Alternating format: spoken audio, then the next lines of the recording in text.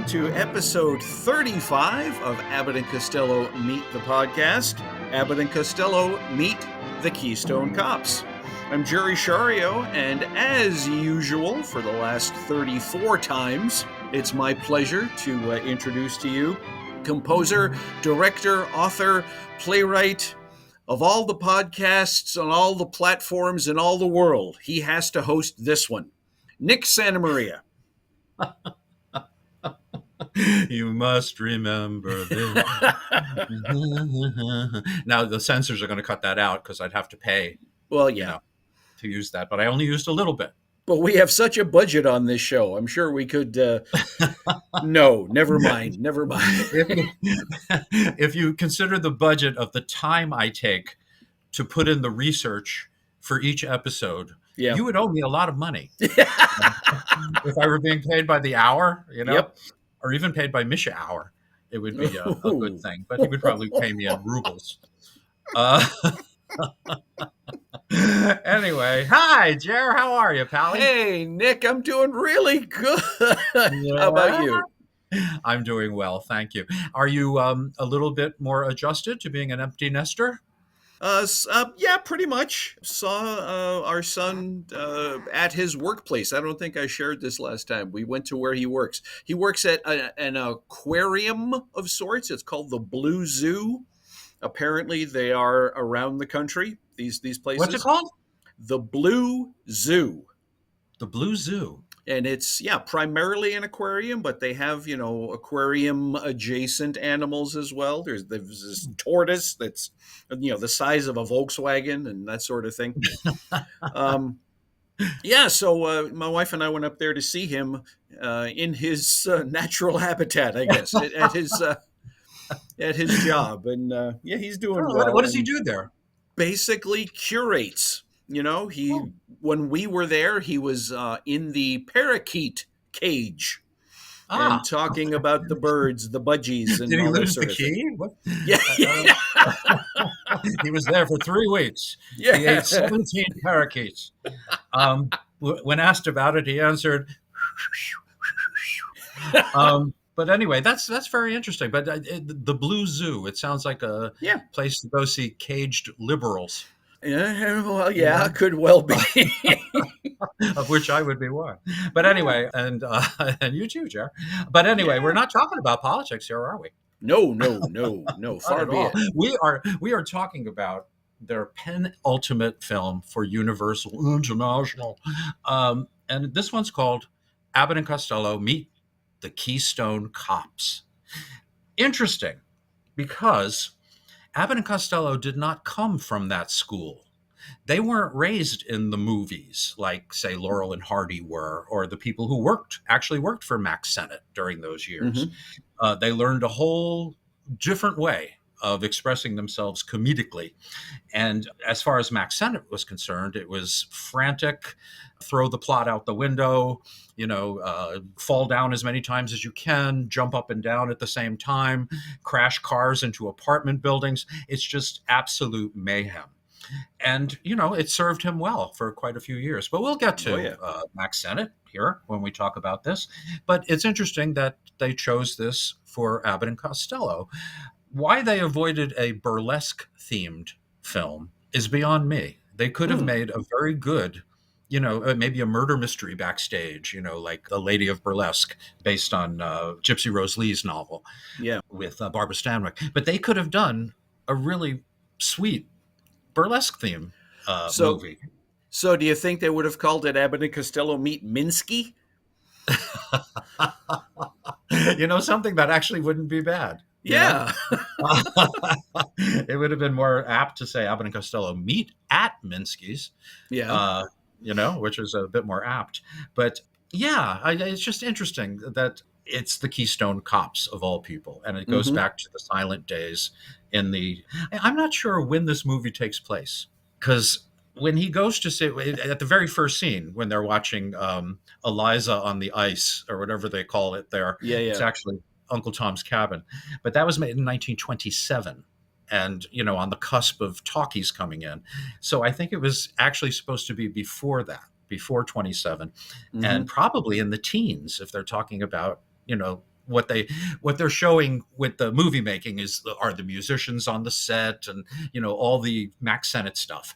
Yeah. So I'm assuming that it was about 10 years earlier, probably 1915, 1917, around there. Hmm.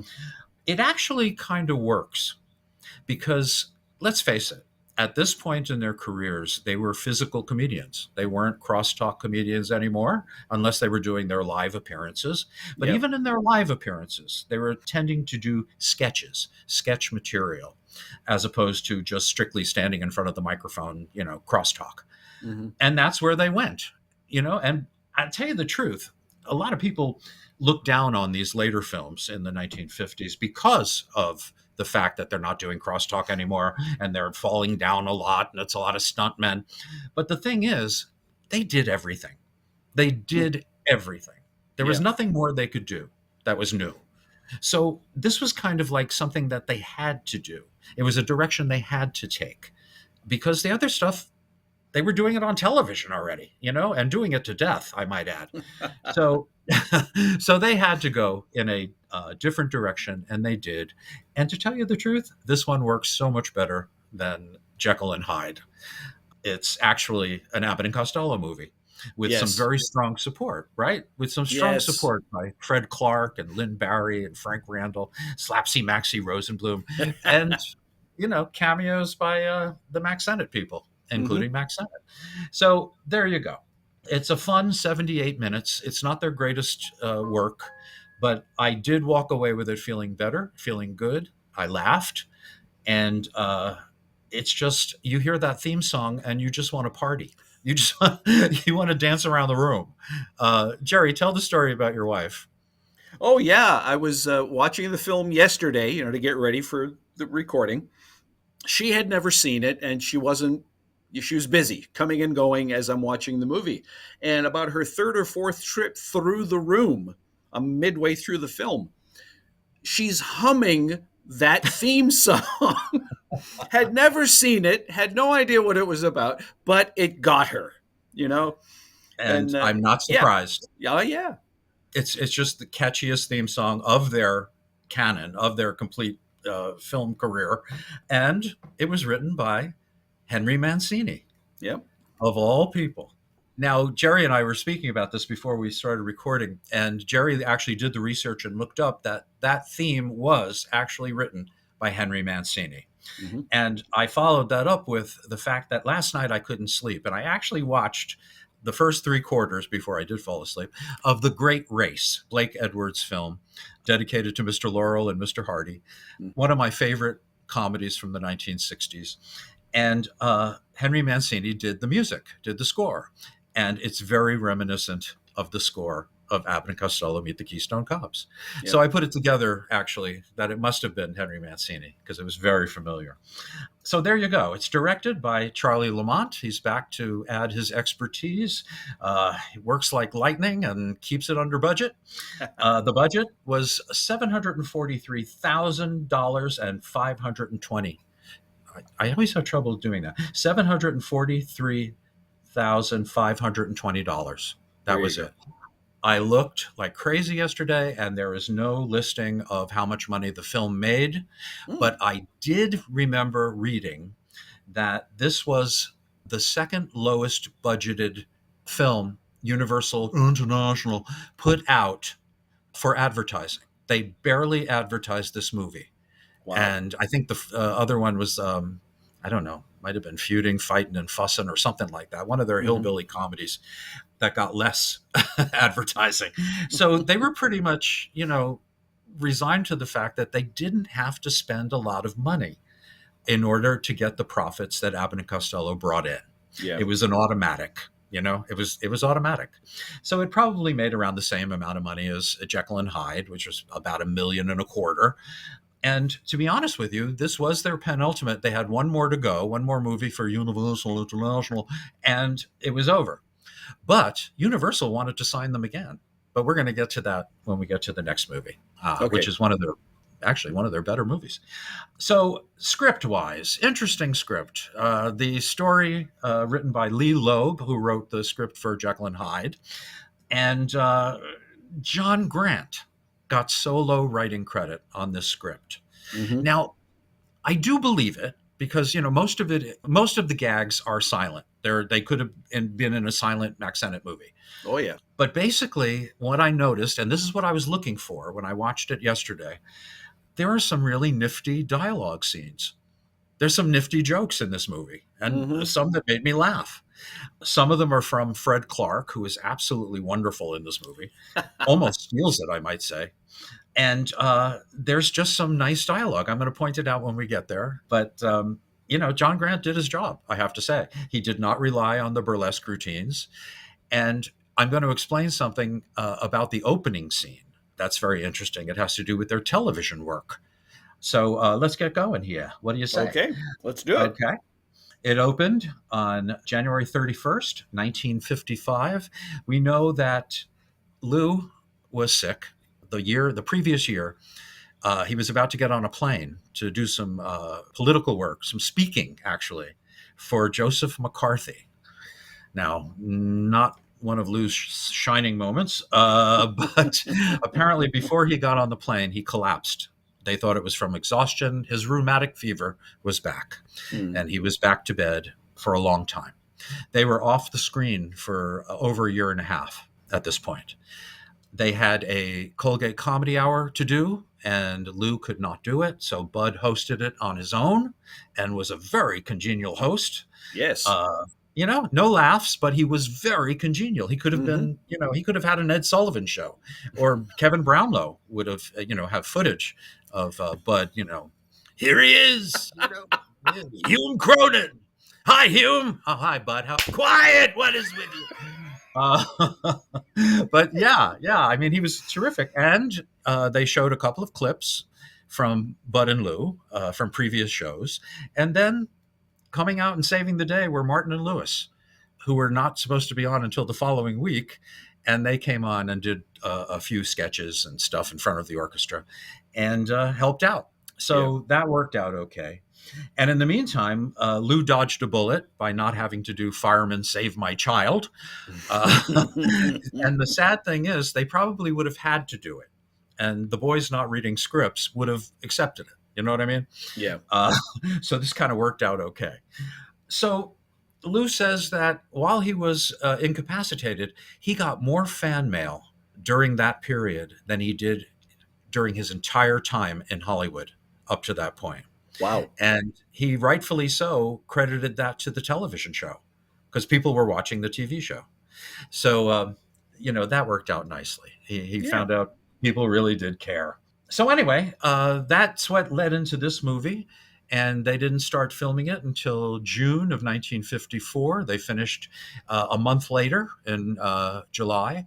And it wasn't released until the end of January 1955. I said the budget, and the studio wanted to call it The Stuntmen, which I think is a really good title. I like it. They didn't want to call it Meet the Keystone Cops because they thought that there was no relevance anymore with the Keystone Cops, that nobody knew who they were. But television saves the day once more. TV started showing the Mack Sennett comedies, and all of a sudden, the Keystone Cops were relevant, and Universal International said, yes, let's call it Abbott and Costello Meet the Keystone Cops. And sure enough, that's what they did. So anyway, the boys came back, but they also negotiated a new contract with Universal International. Get a load of this. I am relentless. I do have a touch of autism, so I will repeat things over and over. And I will repeat things over and over. See it, but they did negotiate a new contract. Now they were splitting $200,000 and getting 50% of the profits. Wow. That's a lot of money. Yeah. That's a lot of money. So that's how they went into this. Okay, so let's begin with their. I love looking at the caricatures of them during the opening titles, and these, it was actually one that they used throughout the entire title sequence. But you had that glorious music, and we should play a little bit for them right now, Jared.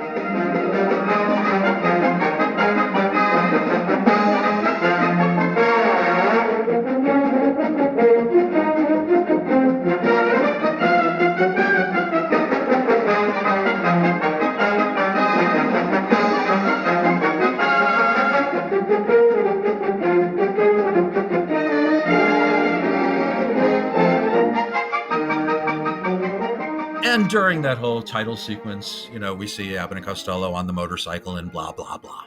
The film opens at a bijou theater during the silent days, and we see Bud, and it's kind of in a long shot. I think that unless you're in a movie theater seeing it on a huge screen, you really don't know whether that's Bud or not. But they do cut to the inside of the theater, and this is where it all begins, and this is hilarious.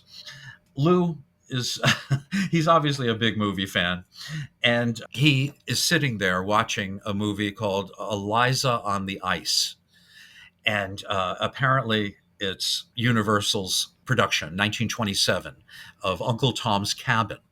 Now, interestingly, as Lou is watching this movie, he's watching 7-year-old Virginia Gray, who later became an actress at MGM and was in Mexican Hayride with the boys. I always say that this is her second movie with the boys, and she's 20 years younger. Very strange. But very prominent in the movie, in Uncle Tom's Cabin, as the villain, is Lucien Littlefield, who is a great character comedian, appeared in silent movies for hundreds of films, early talkies, lots of short subjects. My favorite of his movies would be Ruggles of Red Gap, where he plays the snobbish citizenry, representing the citizens of Red Gap. Anyway, he's terrific. And he works with the boys on the Abbott and Costello TV show about 25 years after this movie was made, the 1927 film. Anyway, so Lou is watching the film and he's crying like a baby. He's, Eliza is on the ice, the bloodhounds are after her, and Lou is crying, and it's very funny. And next to him is a guy by the name of Bobby Jellison. I don't know if you noticed him, Jerry, but if you're an I Love Lucy fan, during the Hollywood episodes, there was a bellboy character named Bobby. Remember? Yes. Very short, chubby guy, very good. And he's sitting next to Lou the whole time. He has nothing to do but look annoyed occasionally. But there he is, Bobby Jellison. And behind Lou is the great Marjorie Bennett, who I love. She was in Jekyll and Hyde as one of the angry women. But she's been in everything. And I love her in the movie Limelight with Chaplin. She's the landlady, and she's terrific. As I was watching this, that scene, Bobby sitting there next to Lou, he had one of those faces that I know this guy, but I couldn't place him. Thank you. Thank you for so settling my mind. You're so welcome. Lucy in my house was like religion. You watched Lucy every night. It was always on just before dinner, and I know everyone by heart. It's just wonderful. But anyway, he was a big part of those Hollywood episodes. And we all love the Hollywood episodes. They were hilarious. So Lou is playing Willie Piper, and he's crying so much and causing such a disturbance that they throw him out. And that's the time for the stuntman to do an incredible flip. Yes! Onto the sidewalk. It really is terrific. So Bud picks him up and starts chastising him, for not meeting him on time and all this stuff. And Lou actually forgets a satchel he had with him filled with $5,000 that he was supposed to take care of for his aunt. He was going to put it in the bank for her. But Bud has other ideas. Of course, there's money involved. So Bud's radar goes up, and it takes him directly to that satchel. So anyway, Lou goes back into the place to get the satchel and creates another disturbance, which is very funny, by the way. And they drag him out again and throw him so the stuntman can do another flip onto the sidewalk. Okay, now, this is interesting. Outside of the movie theater, Bud and Lou have some very snappy dialogue, courtesy of Mr. Grant. And I'd love to play that now. Willie, opportunity is knocking at your door. Tell him I'm not home. I went to the bank. Oh, wait a minute, Willie. Have you no foresight? I can see it up in lights now. Pipers, phenomenal pictures. Willie Piper, president. Harry Pierce, general manager. That's what'll happen if you give me the $5,000. And if I give you the $5,000, I'll be Willie Piper the pauper. No. There is some snappy dialogue in this movie, and it actually goes all through the movie. Jerry and I were a little, confused why John Grant got sole credit on this screenplay when there were no burlesque routines, which was his want. I did watch a movie recently, a Donald O'Connor movie from Universal International Technicolor, called Double Crossbones, and on the script, special material by John Grant. And there's if you stand on one end of the handkerchief, I'll stand on the other hand, and you can't punch me in the nose. They use it in this movie. So, you wonder, why do they get John Grant if there's no burlesque routines to draw back on and adapt into the movie? But anyway, just to prove to you that there were some jokes in this film, there actually are. Now, here's what I wanted to talk about as far as television. It's gotten to the point where Bud and Lou know they're going to be on live television on the Colgate Comedy Hour at least 6 times a year or 4 times a year, something like that. And we'll get into the television shows later episodes. But they started using stuff that worked really well on the TV show, on the Colgate show. You'll see in our next episode, Meet the Mummy, one of the funniest things they did on Colgate was the necklace and the hamburger bit. And it went over so well that they used it in Meet the Mummy, and it works just as well. It's just wonderful. So this whole thing about Bud, Lou is trying to explain what the movie was like inside, and he falls to his knees and he's pretending. He's saying, "Please don't hit me. Please don't hit me. Please, I'm your son. Don't hit me." And this big guy walks by and sees him begging Bud not to hit him. So this guy beats the crap out of Bud. I mean, really beats him up and throws him into this big flower pot, which crushes under his weight. And he's sitting there like, unconscious. And the guy walks away. "Don't let me catch you abusing this kid again." This kid? What is Lou, like 47 years old here at this point? Yeah. So it turns around where Bud wants to get revenge on Lou. Okay. And Lou is already telling him, "Take the money. It's yours. Don't worry about it." He feels so bad about what just happened, but Bud won't accept it. He has to have his revenge. So he falls to his knees and he starts pulling at Lou, saying, "Please don't hit your dear old father." And then Lou falls to his knees and says, "I'm not going to hit you. I don't want you to hit me." And the guy sees this and beats up Bud again. Bud he gets the worst of it in this movie. It's almost as if they reversed roles. It's really interesting. Now, some people are saying maybe it's because Lou's health was so precarious that they turned things around and Bud took the brunt of the physical abuse. But the truth of the matter is, it was a stuntman. So it didn't matter anyway. You know what I mean? So I don't think I just think they're trying to be different. And I would counter that argument with the fact that in this movie, compared to the last 3 or 4, Lou probably takes more falls himself, not the stuntman ones, but, just tripping over a suitcase or what have you, more than he has in the last couple of films. So I don't think it had anything to do with him not feeling well going into this. Yeah, no, I agree with you. Lou even said in an interview around this time, "We've done everything." The critics are saying, when are they going to do something original? We've done everything, and they have. Yeah. So they're trying something different. Whether it works, as well as the earlier films or not, that's up for conjecture. My only thing was, I watched the film. I enjoyed the film. I really like it. I really do. I don't think it's a bad movie. But as soon as it was over, I had forgotten I had watched it. It's like cotton candy. It just dissolves sweetly in your mouth. Except you still have that song running through your head. Yeah. My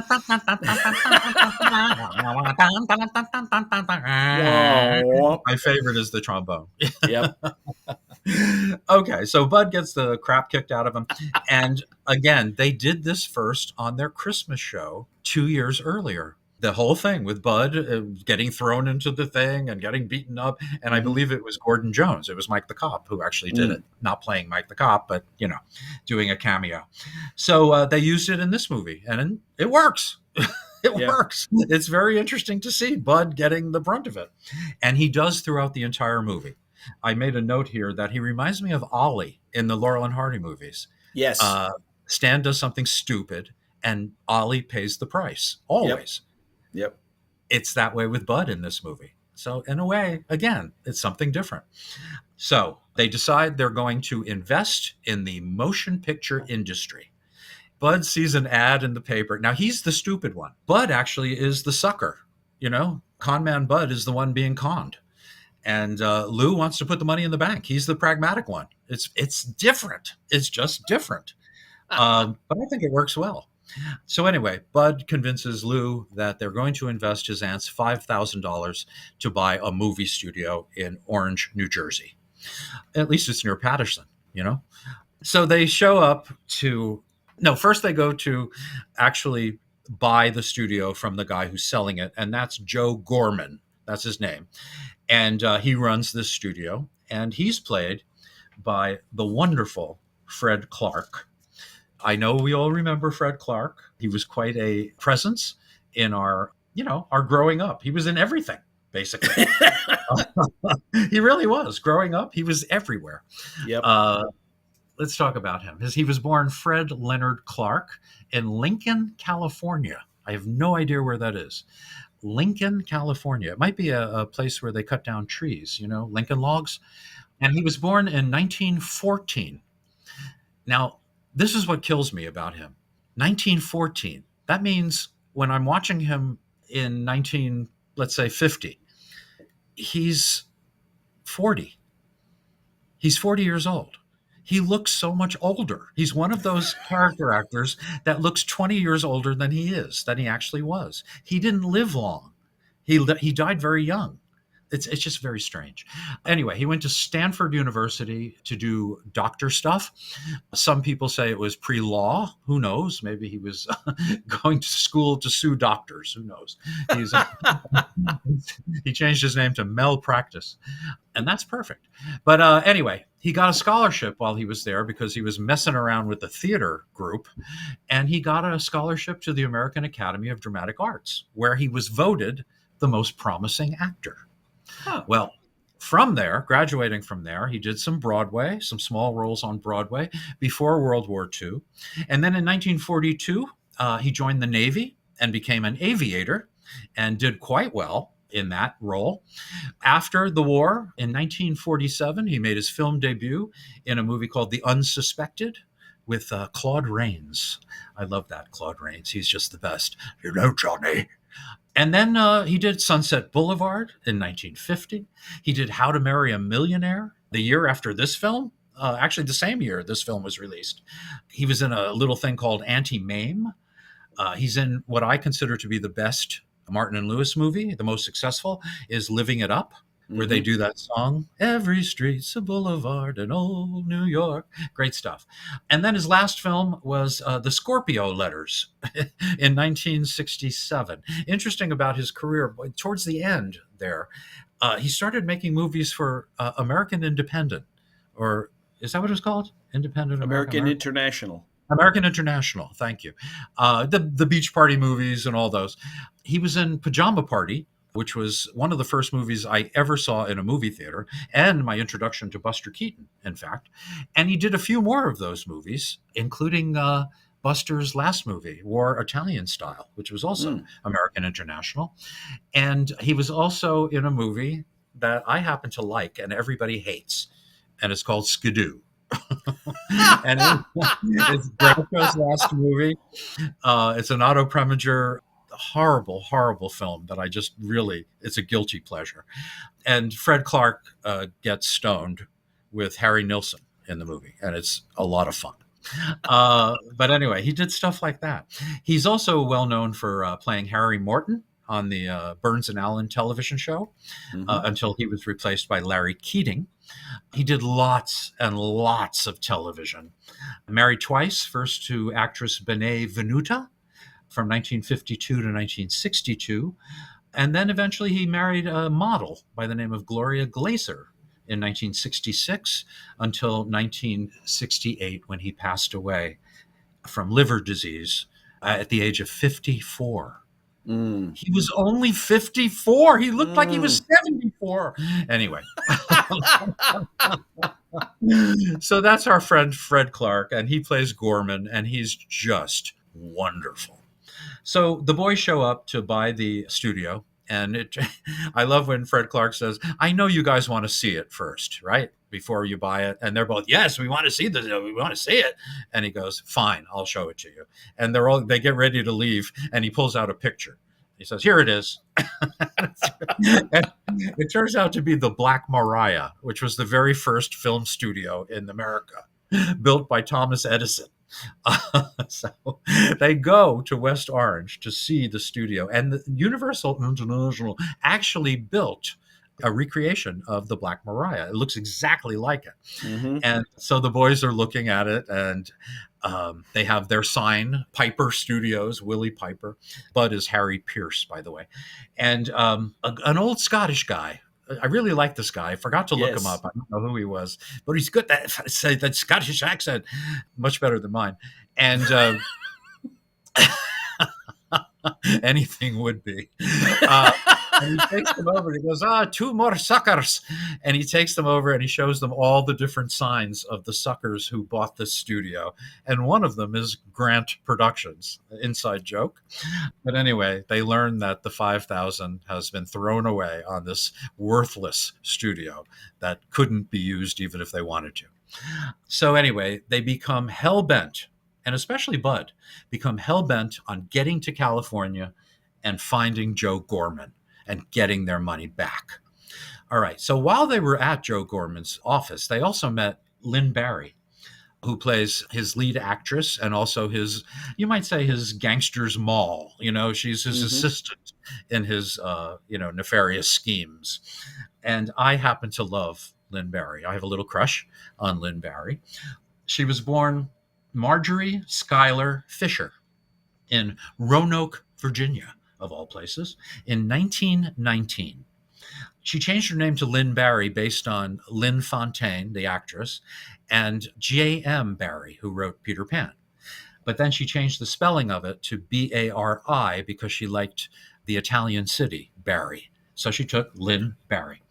Her dad tried to run and operate a car dealership in the early days, in the 1920s, when she was just like 7 or 8 years old. And he ended up committing suicide by jumping out of a hotel window. I suppose maybe he got the bill. I don't know. I don't know. But he splattered himself on the sidewalk in front of the hotel. So the mother moved Lynn and her brother to Boston, where they had some family. And she eventually remarried a couple of years later to a Reverend, Robert Bitzer. And while she was in Boston, she was teased mercilessly about her Southern accent from Roanoke, Virginia. So she started doing amateur theatricals to lose the accent. And she did eventually. I had no idea she was from the South. In 1932, her stepdad is called to be a reverend in Los Angeles. And the whole family moves to Hollywood. And before you know it, she's taking acting lessons. She's seen by a scout at 20th Century Fox. She's signed for their talent program, which is a 1.5-year program where they teach you everything. They teach you how to walk, how to talk, how to breathe, how to recreate scenes from Lemon Pledge commercials, all of those things. I have no idea. The weird thing is she was taught by Broderick Crawford. No, I'm kidding. Anyway, so she's at the training thing, and she ends up getting a 7-year contract at 20th Century Fox. But she gets a lot of bit roles, a lot of uncredited things throughout the 1930s. And once like 1940 comes, everything changes. She actually gains a persona. She becomes the studio bitch. Now, I mean that in the nicest way. Not that she was a studio female dog, but she was the other woman, meaning that she was that sly, crafty, sneaky, beautiful woman who threatens the relationship of the leading lady and the leading man. And of course, she never wins. She never wins the leading man. And it's usually the good girls are always played by Alice Faye or Betty Grable or Sonia Henney or Broderick Crawford. No, I'm kidding. Major roles in movies like China Girl, Hello, Frisco, Hello, one of my favorite Fox musicals. The Spiritualist, a good kind of eerie movie. Orchestra Wives with Glenn Miller and his orchestra. And Jackie Gleason is in that one. And Milton Berle, young Milton Berle, is in Yep. that as well. She's in what's considered Vincent Price's first supernatural kind of horror movie. It's called Shock. I think that was 1946, I think. And she was with George Raft in one of my favorite George Raft movies, Nocturne. He made a series of movies for RKO, film noirs. Interestingly, she was second to Betty Grable as a pinup during World War II. Second to Wow. Betty Grable. Yeah, that's saying something. I'm telling you, she was really beautiful. In this movie, there are some close-ups that, they make it go like that. She did. It was interesting. I was doing that, and my mother thought I was having a stroke. So, anyway, she did lots of TV when her film work started drying up in the late 40s, early 50s. And her last movie was The Young Runaway in 1968. Her last TV was The Girl from U.N.C.L.E.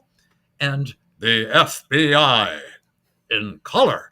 And that was 1968 also. She was married to Walter Kane, her agent, from 1937 to 1943. A very unhappy marriage. And as an agent, he only required 10% of sex during the honeymoon. And then she married, interestingly, Sid Luft in 1943 until 1950, another unhappy union. This was Sid Luft who married Judy Garland right after this marriage, and very famously produced her movies, her later movies, and managed her career, and ended up, I think, stealing money from her as well. So they had a daughter together, and tragically, the daughter died the very next day. Yeah, so that had to put a real pall on everything that followed. But anyway, they had a son a couple of years later, John. But by that time, the marriage was dead, and they had this horrible, horrible, painful custody battle that lasted like 8 years before she got full custody of her son. Wow. Yeah. Then she married a psychiatrist by the name of Dr. Nathan Rickles.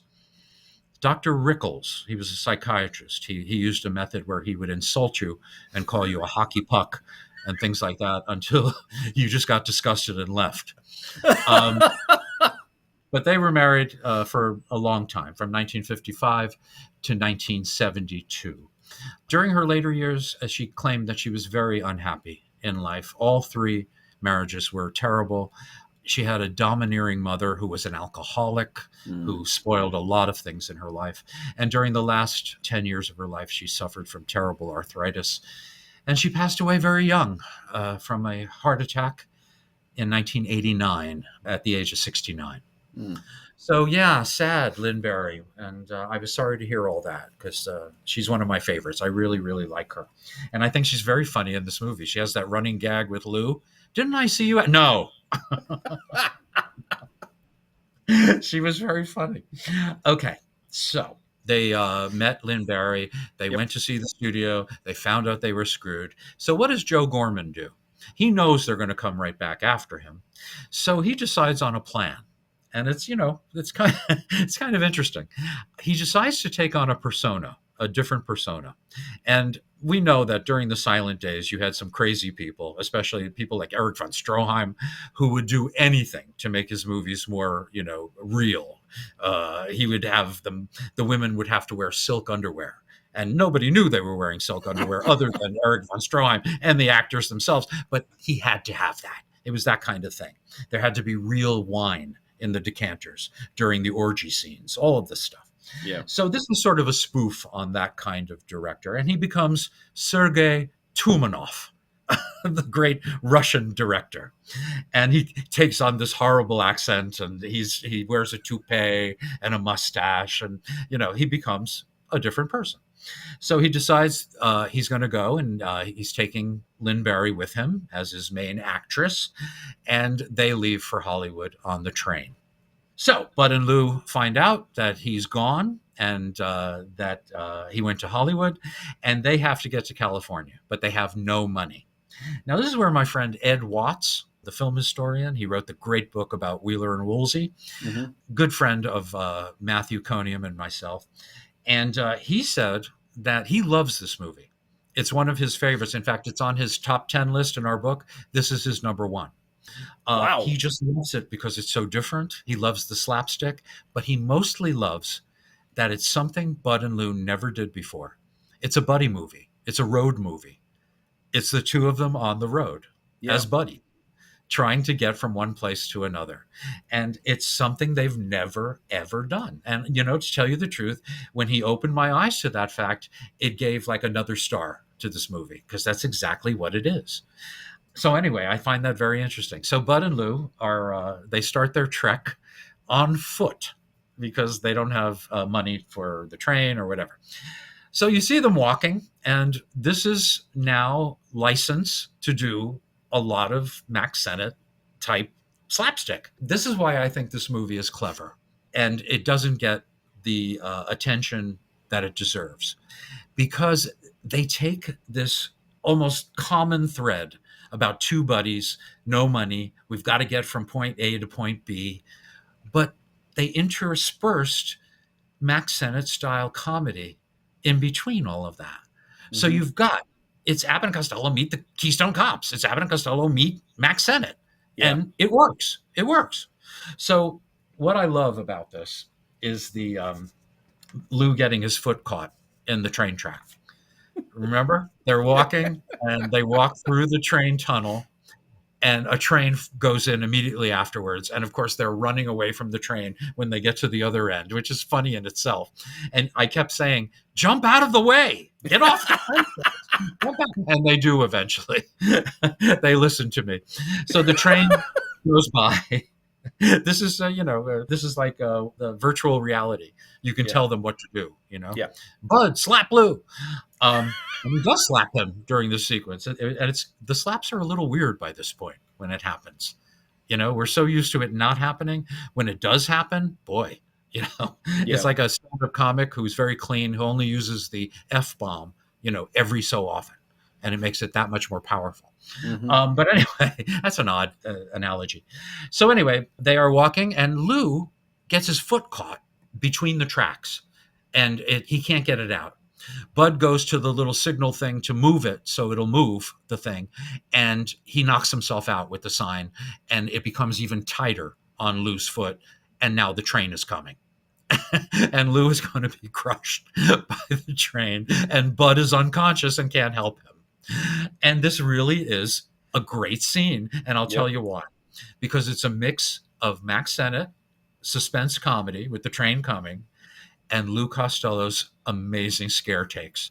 He made me laugh so hard during the sequence. It just works like a charm, There was a point in Jekyll and Hyde where he does it. He does the scare thing, and it doesn't work quite as well. It's almost shoehorned in. Here, it works like a charm, and it's very, very funny. I forget how does he get out of it? I forget.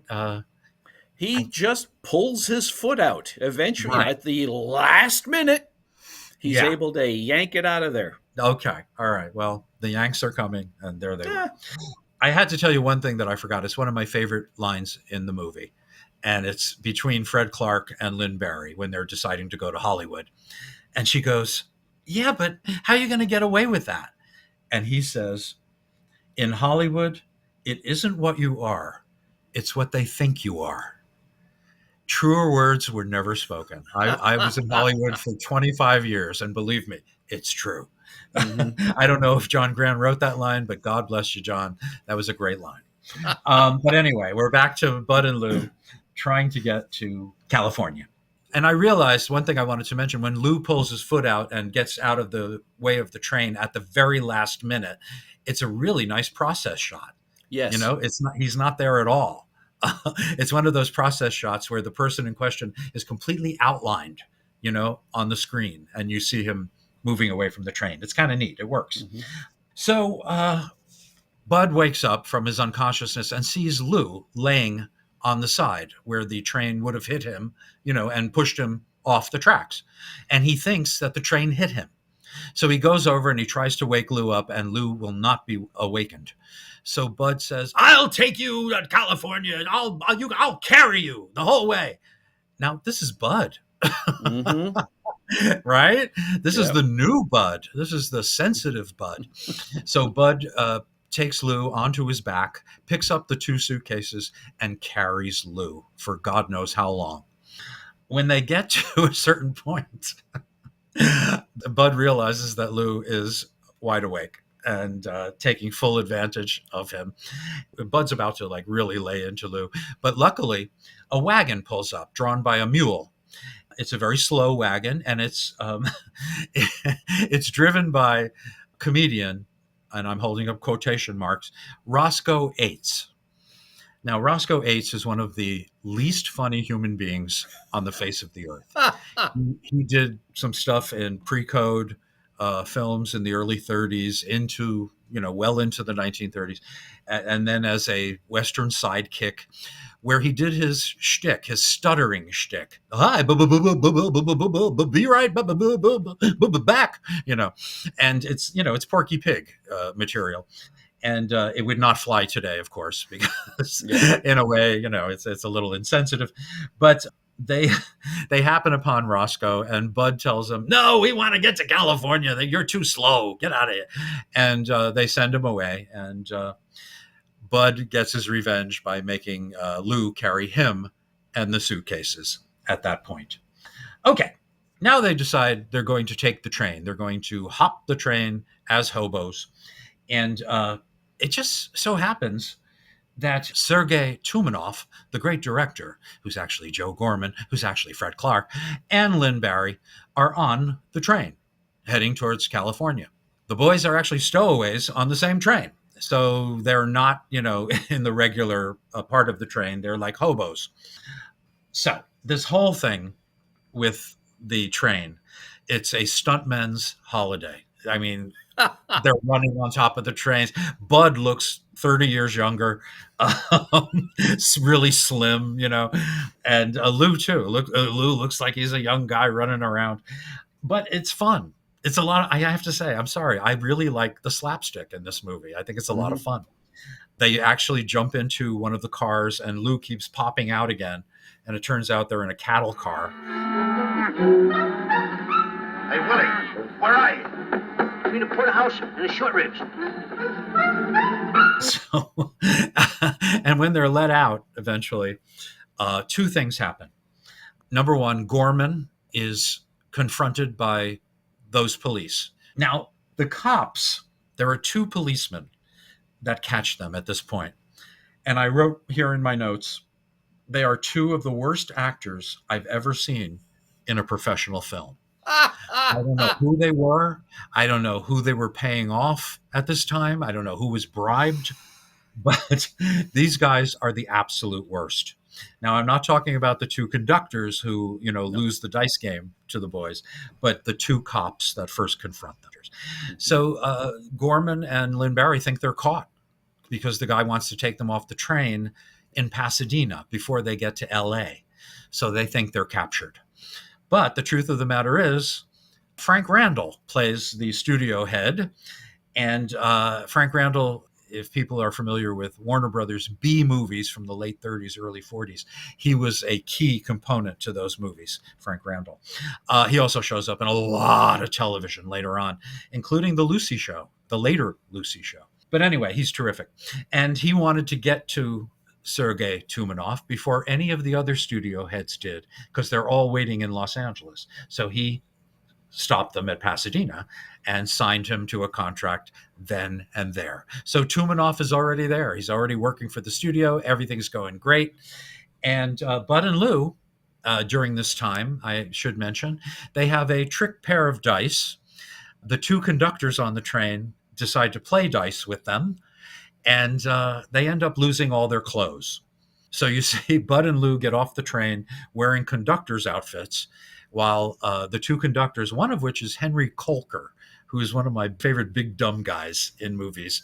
Did a few with the Bowery Boys, where he plays a big dumb sergeant, in the army. Funny guy, a really funny guy. But I had a question for you, Jerry. Yes. Something is brought up at this point after Bud and Lou leave them behind, and they're standing there in their long johns, the 2 of them. One turns to the other and said, "How am I going to explain this to my wife?" And Henry Kolker says, "Never mind your wife. How am I going to explain it to my wife?" Now, my question for you, Jerry, is how would you explain it to your wife? Really, I stopped the film and I thought about it. How would you Wow. explain it to a coming home in your underwear? Well, to me, that's one of those situations where truth is stranger than fiction. And so I would just tell the truth. Okay, so you get caught gambling and Yeah. you get caught losing your outfit, which you have to pay for another one. So wifey poo is not happy at this Yep. point, you know. But I did think, what would you tell your wife Yeah. coming home wearing your long johns? You know. And I Anyway, could also never understand why anybody would bet their clothing in a gambling situation. But, I guess when you're desperate, when you run out of money, you know. and if Bud and Lou are now wearing their uniforms, what about the clothes that they had on? Why don't these two conductor guys put those clothes on? Nah. I'll tell you why. I'll tell you why. We did cut out a part where the boys end up at a hobo camp where they are cooking, right? But the hobos make it clear that since the boys were stuck in the cattle car, that they smelled horrible. And the hobos left them because they smelled so bad. Hobos. So I would say bums, but I know that Matthew Comenium in England might be listening and it's a different meaning. Yeah, yeah. But anyway, they do a great Mack Sennett gag, the hobos, when they hide behind the tree. There's like six of Yes. them, and they all hide behind the tree and then stick their heads out, and it's an impossible gag because they couldn't possibly hide behind this tree. But it's a great gag. Also in this segment is one of my favorite moments, and that's when they eat the bread. And Bud takes his loaf of bread, and Lou takes his loaf of bread, and we do sort of a return to the oyster in the stew from Here Come the Coeds, and the frog in the soup from Wistful Widow of Wagon Gap. Yep. And now it's a squirrel in the bread. And it's really, it's a funny segment, Ed Watts tells us that it's his least favorite part of the movie, but to me, it's one of my favorite parts. Now, what this is Lou, every time he goes to take a bite, a squirrel sticks his tail out from one end, or the squirrel comes out the other end. Eventually he bites him and all this stuff. It's typical Lou dealing with a wild animal that he can't control. Yep. But at one point, he wants to get a gun and he wants to shoot it into the hole where the squirrel is, but he doesn't have a gun. So he sees a hunter and he runs up to the hunter and asks him for the gun, if he could just borrow it for a moment. Now, I see you smiling, Jerry, because I think you know what I'm about to get to. Oh, yeah. This guy, well, first of all, they do the thing with, when you go to grab a baseball bat and you put one hand and then the other guy puts a hand on top, another one on top, and whoever ends up on top is the first one up. They do that with the gun. Now, this guy, he has no lines and he's maybe on screen for 10 seconds. And that's being generous. Mm-hmm. And we're talking about Joe Besser. Yes. Now, when we started writing the book, the annotated Abbott and Costello, when I was watching this movie, to reference it and to make my notes, it was the first time, after seeing this movie maybe 25 times, I noticed that it was Joe Besser. He had nothing to do. What was he doing there? Was there a good scene? Was there something they cut out? I have no idea. And nobody makes a big deal about it. But this was Joe Besser. Yep. Back in 49, he was had a major role in Africa Screams. He had a major role in their television series. He was one of Lou's best friends. No dialogue? It's a little weird. But anyway, It's a great punchline to the scene because Lou fires the gun into the hole and it comes out another hole, which leads the bullet right into his ample posterior. Great name for a wrestler. Ample posterior. He's the living end. Anyway, the boys end up in Hollywood. And who do they see showing up actually around the same time they do, but Roscoe Aites in his little slow wagon. Anyway, earlier on, Bud swindled him out of $20 that they needed to borrow. And they do the thing where he says, we'll pay you back. We'll do an IOU. He writes out the IOU for $30 so he can give him $10 interest and then makes Roscoe Aites sign it. and hold on to it, which means it's entirely worthless. Um, Lou is entirely honest about it. And later on, they want to catch up to him to pay him the money. You can see Bud is a little hesitant about that and maybe a little against his natural way of doing things.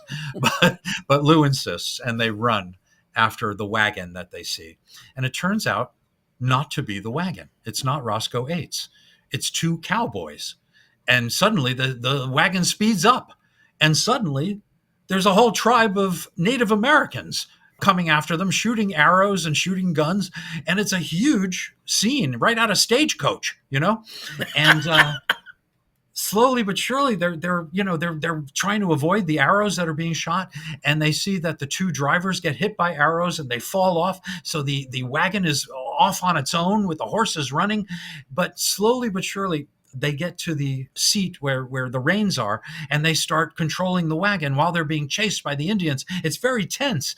And riding along on the side in an open car is Sergei Turmanov, Joe Gorman, yelling into a megaphone, "More action, more action." That's all he says the entire time. More action, more action. And I'm thinking, what a great director. It's those subtle little touches that he gives the actors, that make it worthwhile watching. Yeah. More action. Okay. I've worked with that director before, yes. Have you? I actually had one there on my honeymoon. My wife paid for it. But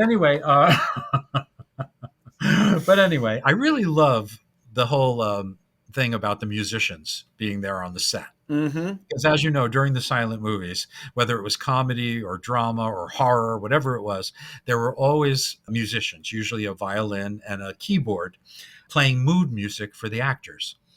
I think it's a great idea, but I love that they didn't spoof it, but they had it here, and it was very, very accurate. We did skip maybe one of the most important parts of the film, and that's when Mack Sennett shows up to do his cameo. Now, let's talk about Mack Sennett just a little bit. This is a tribute to him, this film. He was born in Danville, Quebec, Canada.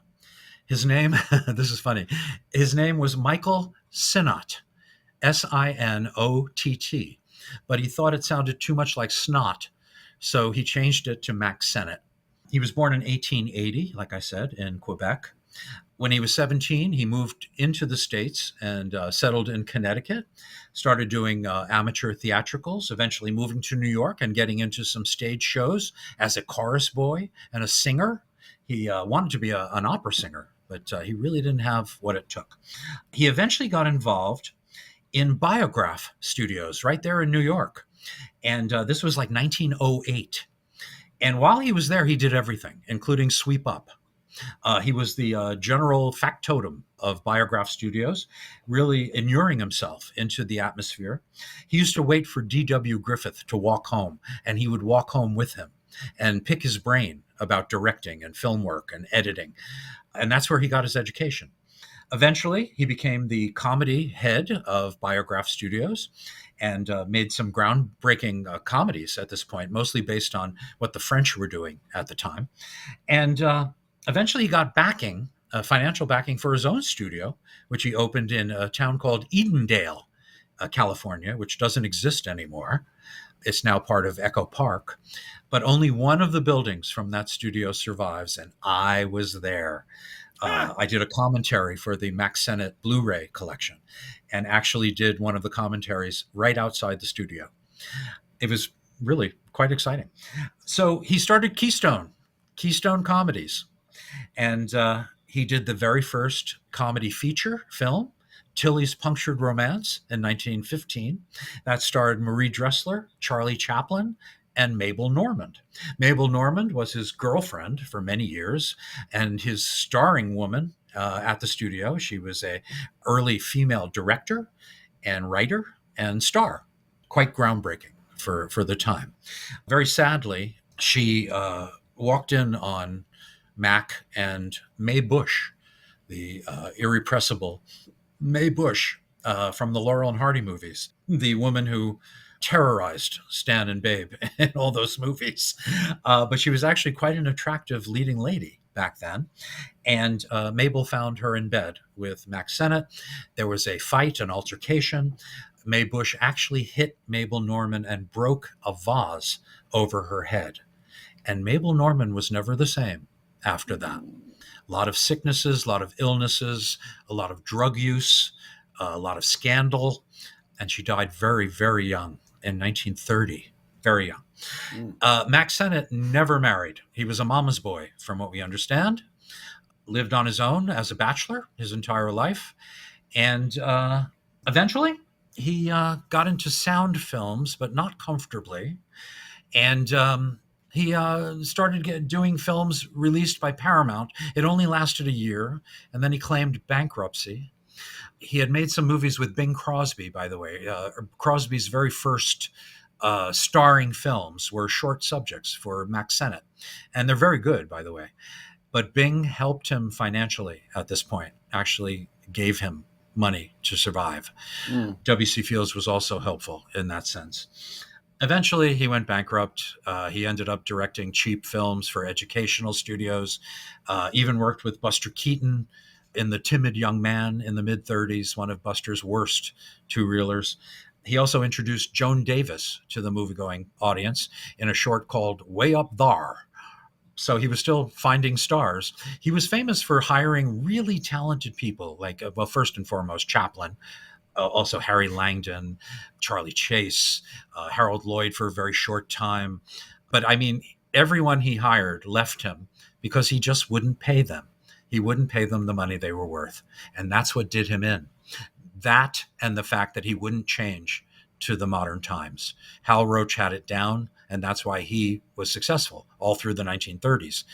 Mack Sennett didn't have that. He eventually retired and became sort of a Hollywood relic. Very sad, very, very sad. Lived in a small apartment. I think he was at the Hollywood Roosevelt. Anyway, which was right in the hub of things. One thing that happened for him in 1932, everybody talks about Laurel and Hardy, you know, the Music Box winning the Oscar as best short subject in 1932. But Mack Sennett was also nominated against them in a movie called The Loudmouth, a two-reeler with Frank McHugh's brother, Matt McHugh. And it's a movie that was the seed for later Columbia movies, popular ones. 1940s The Heckler with Charlie Chase. And then it was remade in 1946, just before Shemp Howard rejoined the Three Stooges. He made a version of it called Mr. Noisy. But anyway, Mack Sennett was up for the Oscar that year. Eventually, like I say, he went bankrupt. He was a technical advisor on a movie called Hollywood Cavalcade for Fox in 1939, which also featured Buster Keaton. And he did this movie, The Cameo, which lasted, I guess, 30 seconds maybe. Yeah. He made $1,000 cleaned just for the two lines that he had. Now, my question about this scene is that they should have never showed him grabbing the pie. I think it would have been much funnier. Here's the scene. Let me give you the setup. Bud and Lou walk up to a scene that's being shot with Heine Conklin, who was a original Keystone cop, but Mack Sennett is directing. So Bud and Lou get into an argument. That's Mack Sennett. No, that's not Mack Sennett. You can't tell me that's Mack Sennett. Bud is saying, that's not Mack Sennett. So Lou asks, excuse me, are you Mack Sennett? And Mack Sennett turns around to a guy who's holding a pie. And Mack Sennett grabs the pie, and you cut to Bud, and the pie hits him in the face. And Lou turns to us and says, yep, that's Mack Sennett. Now, it's a funny joke. It's a great cameo. But if you did not see him grab for the pie, it would have been a surprise. It would have been a shock. And I think the punchline would have been much stronger. Yes. So anyway, that's just me. That's just my 50 years of comedy writing. But don't mind me. Now, sadly, in the early 40s, he went to Columbia to ask Jules White for a job.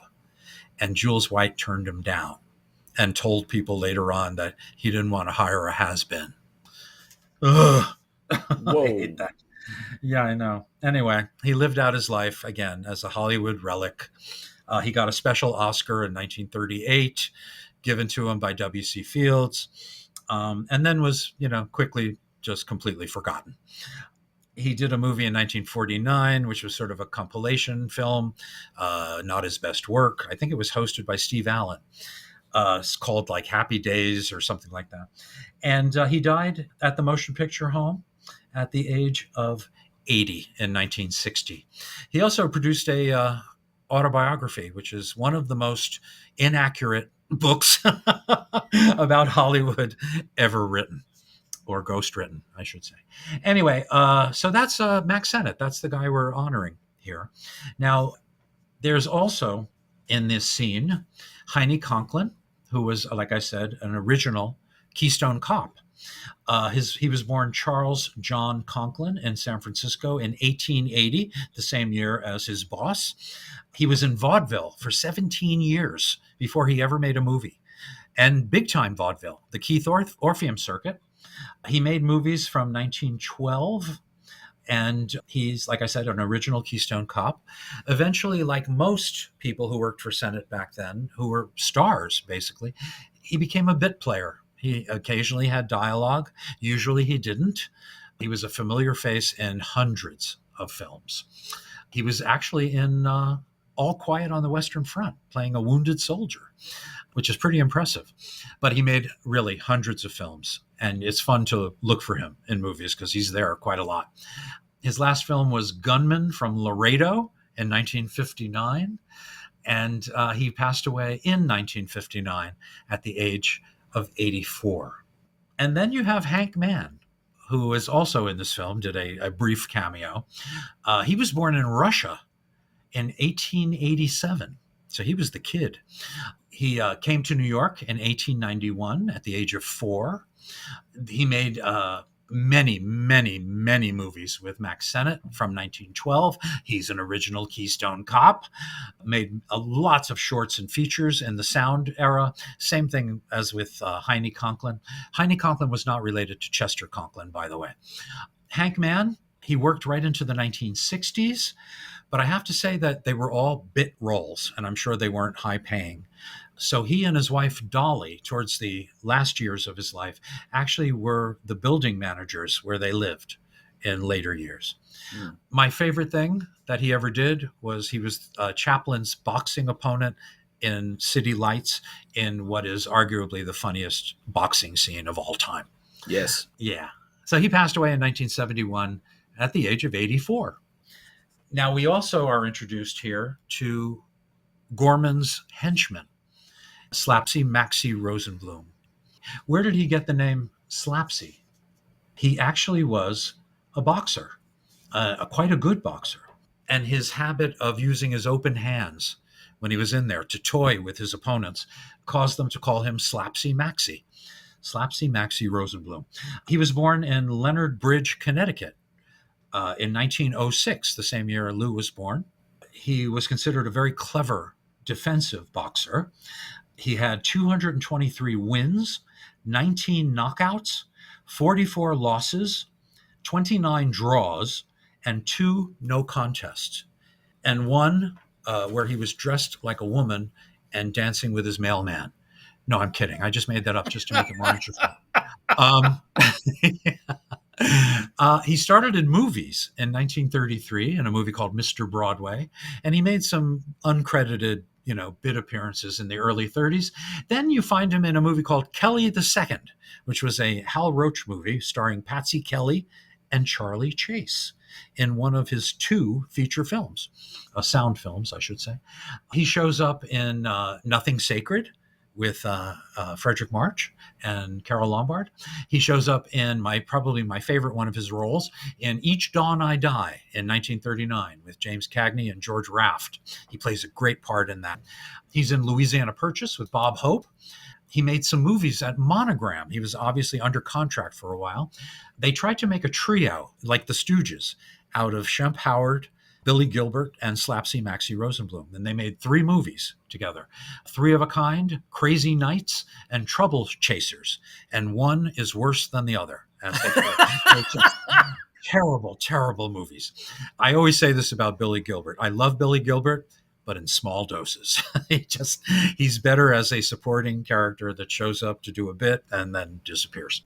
And then he shows up as the heavy in the East Side Kids, Smart Alex, and he plays a gangster named Butch Broccoli, which I love, because if he got hit, like say in the head with a bullet and got an injury, broccoli could have been a vegetable, you know.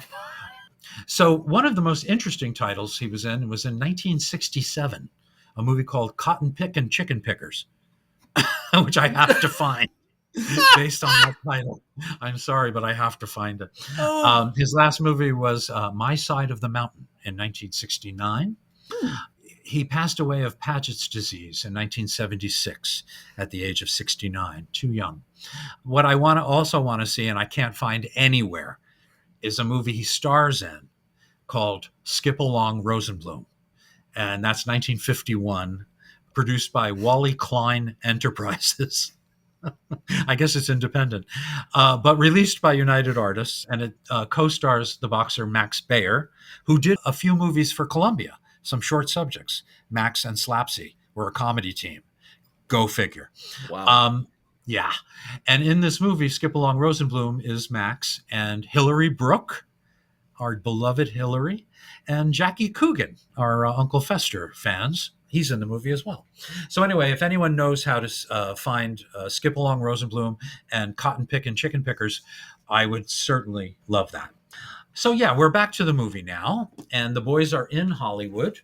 They got onto that wagon, that runaway wagon, and while Frank Randall, who is the head of the studio, is there visiting Sergei Tumanov on the set, and this is the big, fight with the Native Americans, and arrows are flying, and the boys are at top speed in the wagon, and he sees them do this stunt that's absolutely impossible.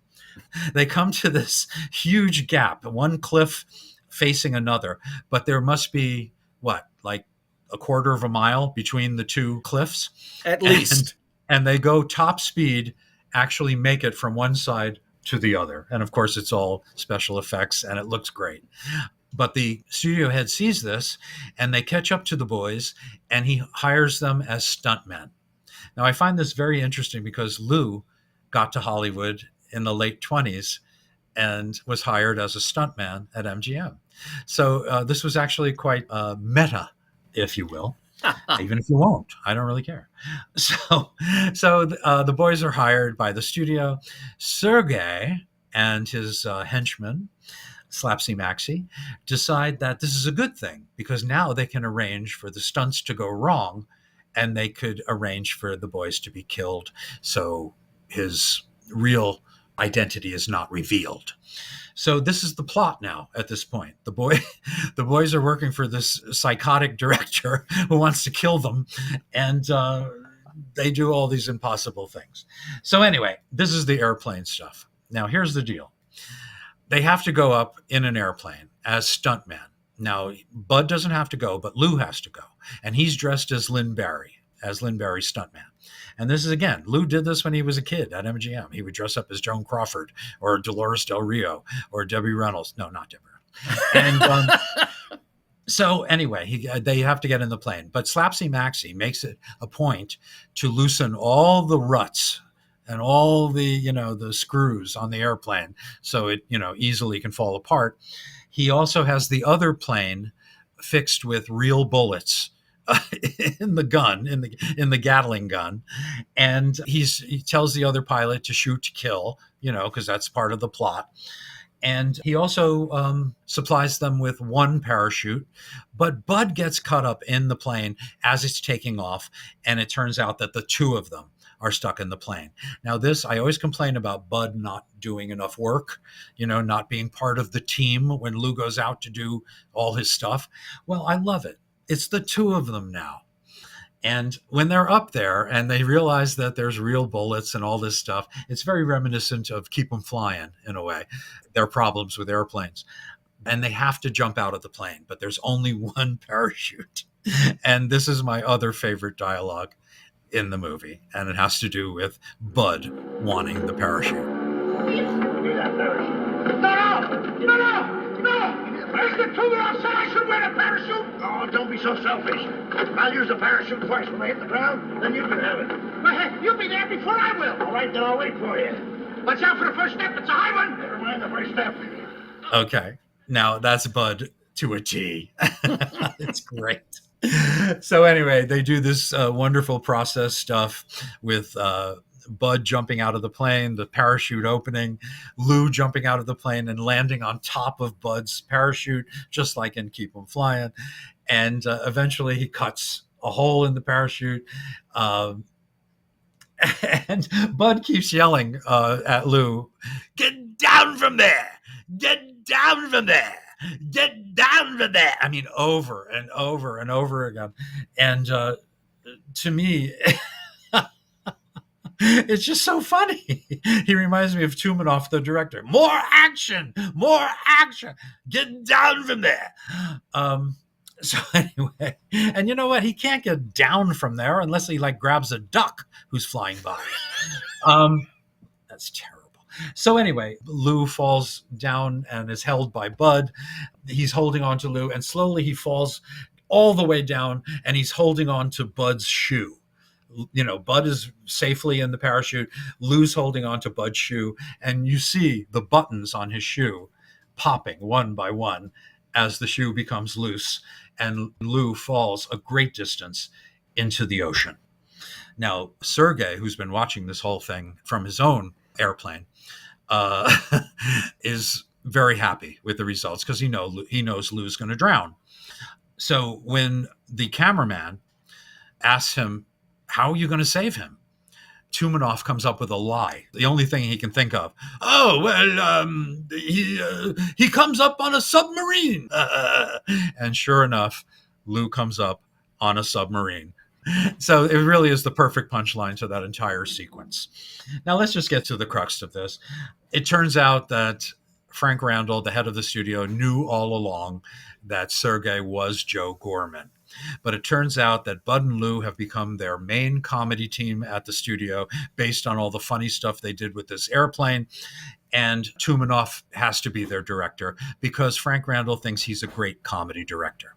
He's going to keep his salary until he pays back the $5,000, but he has a wonderful position at the studio, and he decides, I'm going to take this. I'm going to go straight. And Lynn Bari goes along with him. We're going to go straight. So basically, Marx Brothers scene begins. This is what I call it. This is their Marx Brothers scene. Again, this is like something Abbott and Costello never did before. It's farcical. It's running in and out of the room. It's driving the guy crazy, like the Marx Brothers did in almost every film. So what happens is Bud comes up with an idea. He's going to dress up as a burglar. He's going to get the proof that Sergei is Joe Gorman. So when Gorman calls the cops, Lou is dressed like a cop, complete with a fuzzy mustache and the whole bit, and he's going to come and arrest Bud. And of course, they're both safe because there's no real cop. Well, while this is happening, and this is weird because Gorman continues to be Sergei, even when he's home alone. I don't get it. But anyway, I guess he's a method crook. But it turns out that a real burglar shows up, dressed exactly like Bud, and a real cop shows up, dressed exactly like Lou. And there's this whole farcical situation where one runs in and then another one runs in and runs out and another runs in, and it's all mistaken identity. And it's actually quite a good scene. It's actually done very, very well. And I credit John Grant for this. He basically took what he did with dialogue and he made it a physical scene. So really, it worked out very well. So anyway, I'm just going to cut ahead. It turns out that Slapsy Maxie, he still hasn't been paid and he wants his money. So they know that Frank Randall has $75,000 in his safe. Gorman knows about the $75,000. He steals the money. He puts it in a little satchel and tries to get away. Bud and Lou catch them robbing the safe, but lets them get away and decides they have to get after them. So they see a bunch of cops who are just hanging around the studio, and they ask for help, and the cops are so happy to help. And they jump in their car, and Bud and Lou jump on the car, the paddy wagon, the open paddy wagon, and they take off after Gorman and Lynn Bari. And that begins a truly terrific chase finale. It is so Mack Sennett, and with that music behind it, it really is joyous. It's a joyous finale. I'm sorry if you don't like it. I'm sorry about that. I really am. But I really, really enjoy it. And it's got everything. It's got they running in and out, zigzagging out of trees, and Bud and Lou racing to not get hit by the train they have to cross.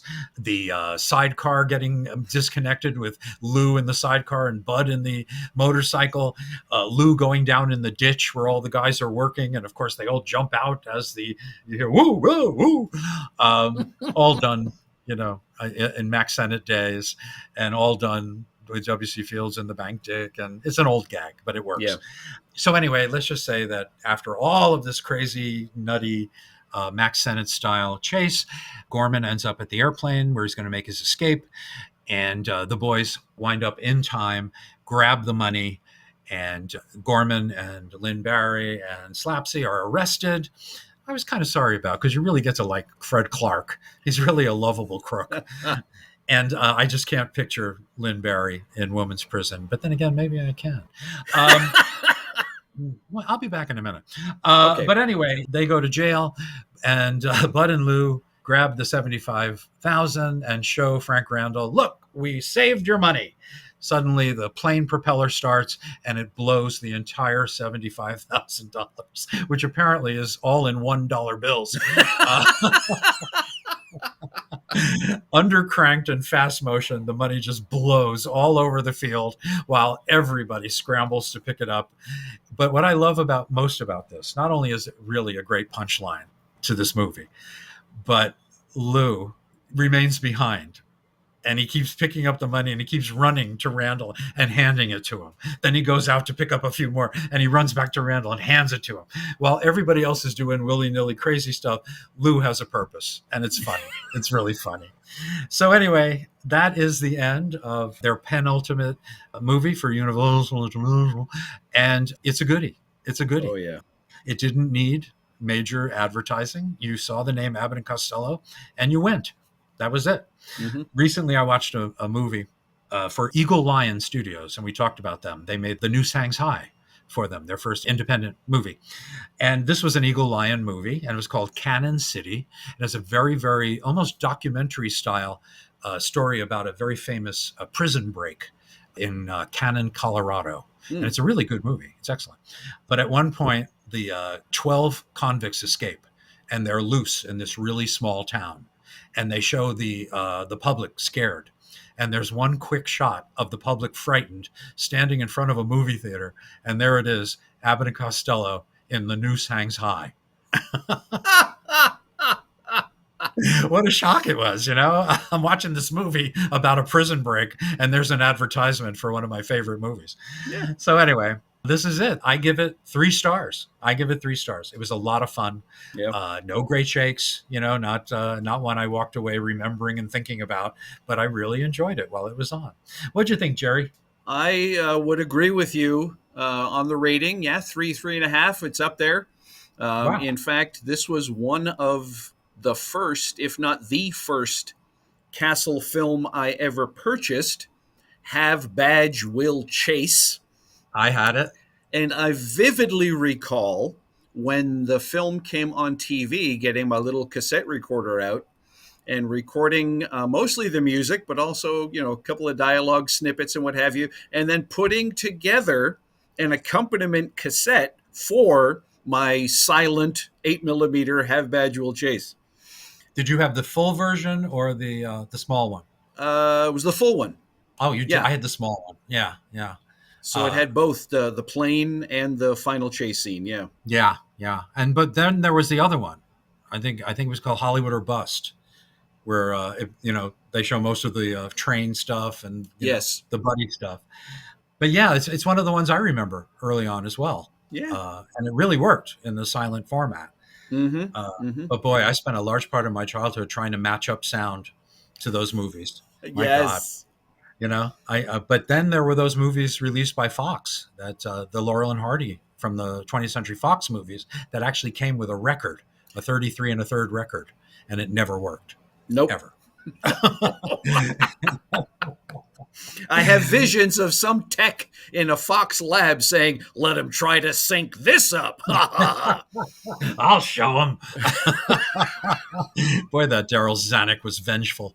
But anyway, can you imagine him sitting there and saying, "I'll get him." But anyway, so that's our Abbott and Costello Meet the Keystone Cops. Yep. Now we're about to step into their final film for Universal International, and interestingly, unlike any other of the great film comedians, they did not embarrass themselves at the end. You know, like Laurel and Hardy had less than stellar goodbye. Even Chaplin, Keaton, all of them had less than stellar farewells. But Abbott and Costello had nothing to be concerned about. I feel the same way about W.C. Fields. He was the other one. He did Never Give a Sucker an Even Break, which is just so much fun. And his last real hurrah. But anyway, that's the end. And we will be looking at their final meetup with a monster. And I'm not talking about Richard Deacon. And it's actually one of my favorite Abbott and Costello movies, and it's their final one for Universal. And then we will be looking at their other independent film, their final film together, Dance With Me, Henry, and that will lead to Lou's only solo film, The 30-Foot Bride of Candy Rock. So we still have a ways to go before we start looking at TV and radio and maybe even their stage work. Who knows? But we've got a lot more. And ladies and gentlemen, please, I'm going to ask you again, subscribe. If you don't subscribe, we look like a small-time cockamamie podcast that nobody listens to. So please press like, subscribe. It takes 2 seconds. It takes none of your energy. And I want to thank everyone for the nice words about the podcast. And some people are just addicted to it. I love it. And I just got a really nice fan letter. Very nice fella. Who just says it's his favorite. And our book, he says, is the best book written about Abbott and Costello. And I appreciate that because I agree with him. All right. So let's say farewell. And Jerry, always a pleasure to see you. And I hope I didn't hog the mic too much this time around. Sorry about that. Not a problem. Never a problem. Okay, bud. You take care. Have a great 2 weeks before we meet again. And ladies and gentlemen, please like and subscribe. And we will see you very, very soon. And that's no idle threat.